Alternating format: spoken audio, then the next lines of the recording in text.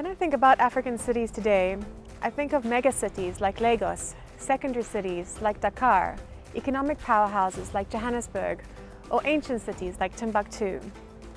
But we have now reached a critical stage in human history.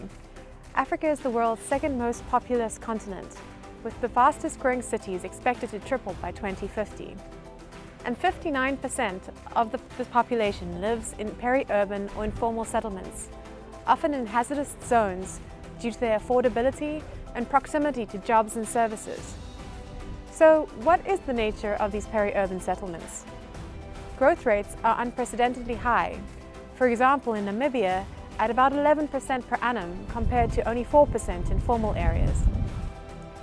Many depend on open defecation, regulated electricity, with informal tenure. Peri-urban areas are disproportionately at risk due to climate change.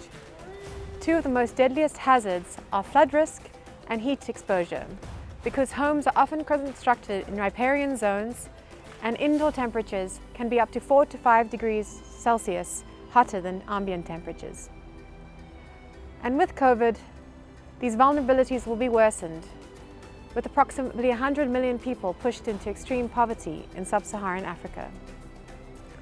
Thus, peri-urban areas are often larger and more populous than the formal city, but with one big difference: there is no central government.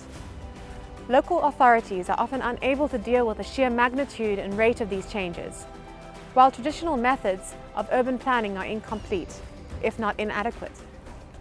You may think that this complex trend is a tidal wave which cannot possibly be addressed, but I'm going to show you something different.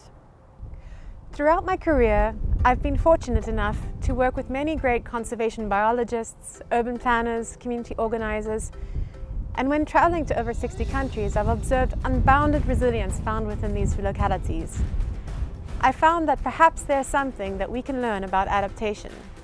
Until tools for urban planning and design are expanded, and new futures methods are mainstreamed that account for uncertainty, predictions will be grossly inaccurate, and governance and financing will continue to be based on short-termism.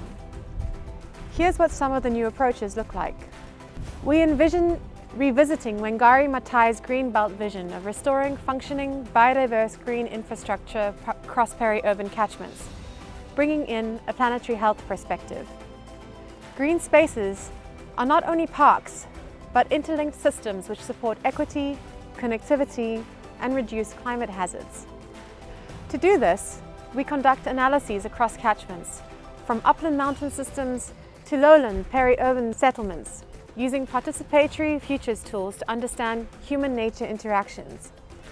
We harness big data and AI to build early warning systems. And through this work, surprising adaptations have already been shown. For example, in Havana in Windhoek, residents design open spaces to make informal settlements look more like home.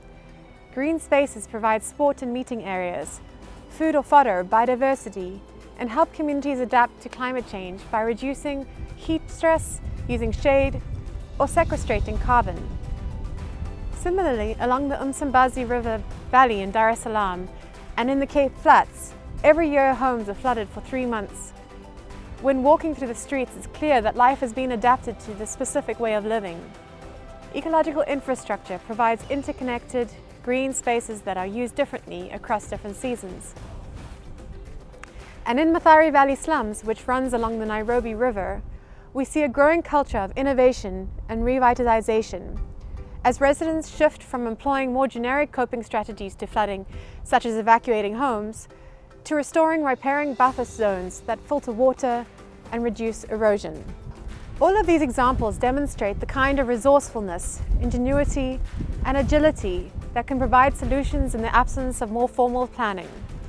From Dar es Salaam to Windhoek, these communities have approached the design of their neighborhoods responding directly to the environmental changes that regularly arise. These areas offer examples of the kind of socio-ecological stress anticipated in more established societies. They are a looking glass into the future.